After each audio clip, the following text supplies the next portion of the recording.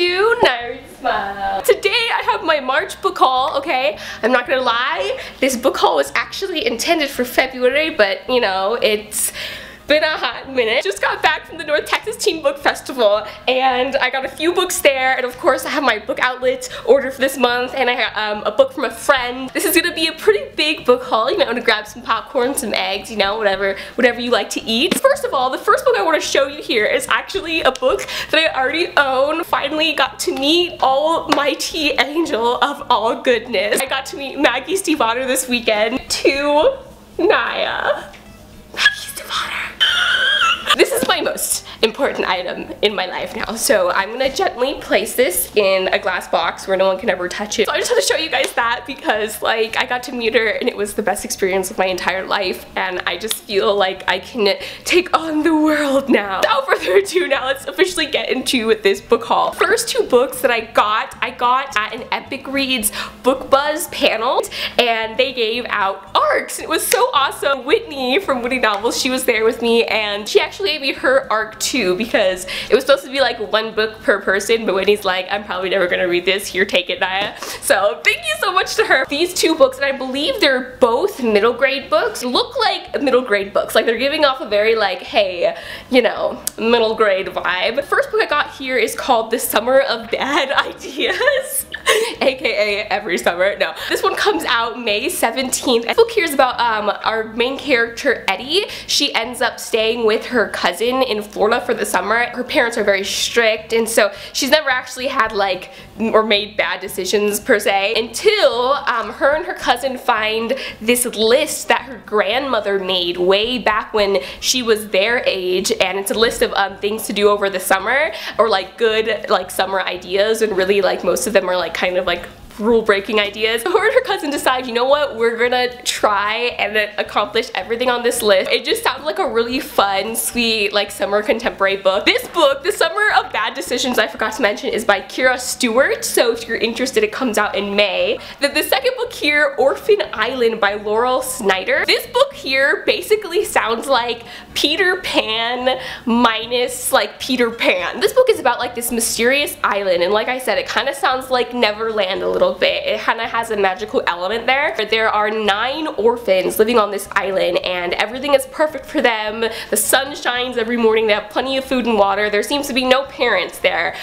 So they're all living on this island. Once a year, a boat comes, as you can see kind of on the cover here, and a new child comes. The oldest orphan on the island then has to get in the boat and leave. So every year the oldest person has to go and a new young orphan comes. Sounds, like I said, Peter Pan without Peter Pan and flying plus a boat. Next book is another book that's very summer themed, and it's something like summer, and I actually got this book from my friend Dylan. Thank you, Dylan. We're going to be doing a traveling book with this one, and this is a self-published book by J. Bell, an LGBT contemporary book, and it sounds like kind of just like a sweet, like, summer romance book, and I'm very excited to read it. It's super short, I think only like 252 pages or something like that, so I'm planning on actually reading this one next. On to my book outlet box! I'm so excited! If you guys didn't know, I am a vlogger friend on Book Outlet, so I did receive a gift card to get these items, but I picked them all up myself as usual, and I'm so excited for them as usual. There'll be a link down below if you want to check out my Book Outlet vlogger page. It has, like, basically all these books on there. First book that I finally got my hands on, okay, finally, after, like, I think this book came out in like 2009, okay, so it's been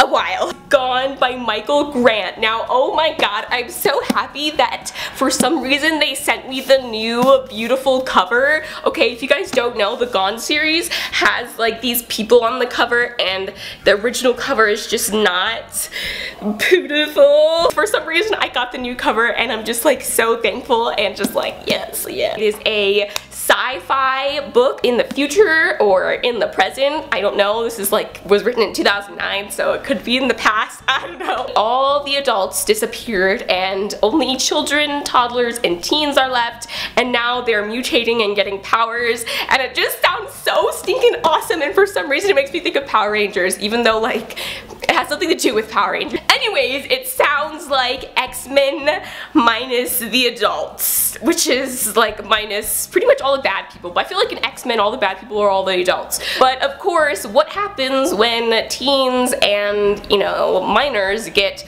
crazy powers in a world where there's no law enforcement because the law enforcement is made up of adults and they disappear? Crazy stuff is gonna happen. The next book that I got because everyone on BookTube is reading it and I need to be part of it because is The Diabolic by S.J. Kincaid. I was waiting for this book to go on Book Outlet because it was like $22 full price and I was like, no honey, we're not doing that. The Diabolic sounds like an awesome sci-fi book that's kind of like what's that one? Is it I Am Legend? No. That one Will Smith movie. Oh, I, Robot. This kind of sounds like I, Robot, but safer, kind of, like more like human-esque. Okay, I'm describing this terribly. In the future, people hire the Diabolic, which are basically people that are created that look just like you, but they're actually robots and they're there to protect and defend you. So yes, kind of sounds like I, Robot. Do you see what I mean here? But it sounds amazing and I love sci-fi and I love robot people that look like me, like yes. The next book I got is actually a children's book and I got this from my baby sister because it just looked so cute and it's called Love Monster and it's just like this little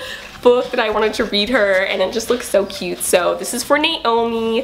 The next book, you guys, this next book I got because I have been waiting for it to go on sale because once again I was like, this book, hardback, full price, is just way out of my budget. So it finally went on Book Outlet for like $3.99 and it is A Torch Against the Night by Sabata here. Ember in the Ashes was a book that actually really surprised me and 100% lived up to the hype that was set. So I finished that book in like 4 days. It was awesome and I'm so excited. I have the second book now and it's hardback and I didn't pay full price for it. Yeah! It's like fantasy meets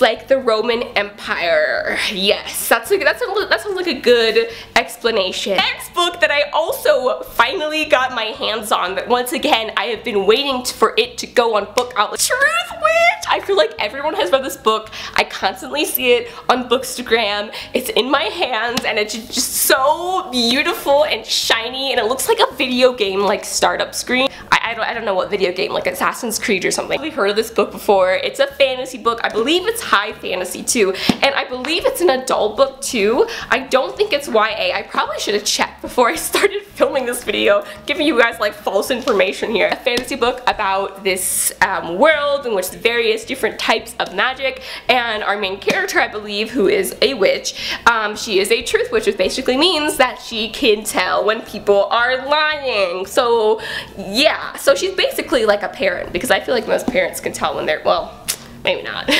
But anyway, irrelevant. By Susan Dennard, and all these fantasy books are just putting me in a fantasy mood. Taking a step back from fantasy real quick, I picked up this book again, finally. I got to meet the author at an event, and it is Emma Mills, First and Then, and I met Emma Mills at a book signing. I never picked up her book when I went to the book signing because, you know, this book is so tiny, but it was like $20, and I was like, no, I can't do that. Just like a sweet, contemporary, very short, and the cover is gorgeous, and the title, First and Then, just sounds like the perfect rom-com movie. Last but not least, I kid you not, you guys, like, The Find, like, I always call it The Find, which just basically means the book that I found on Book Outlet that I didn't know existed until I went on Book Outlet. First 3 books in this series, because I discovered it on Book Outlet, I was like, you know what, I'm gonna give it a chance, and it just, I read reviews on Goodreads and it just sounded amazing, and it just, the Bones of Fairy series, which basically is a very, very dark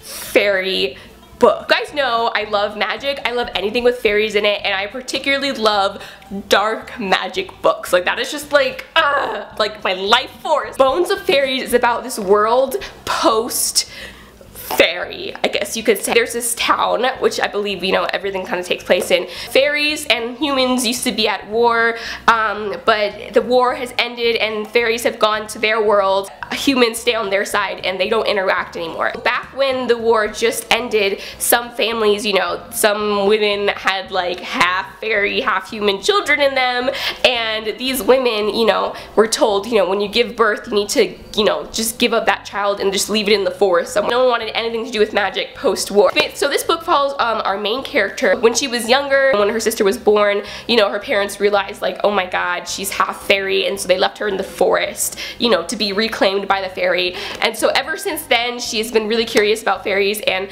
I don't know, something happens, but this book anyways just gets super dark. I had to stop myself from starting it because I read the first chapter and it's so good, and I just want to read the whole series, and it's so short, and there's one more book, but they didn't have it on Book Outlet. Anyways, those are all the books that I got this month for March, February and March. Thank you guys so much for watching. Until next time, keep reading, and I'll talk to you guys later. Bye!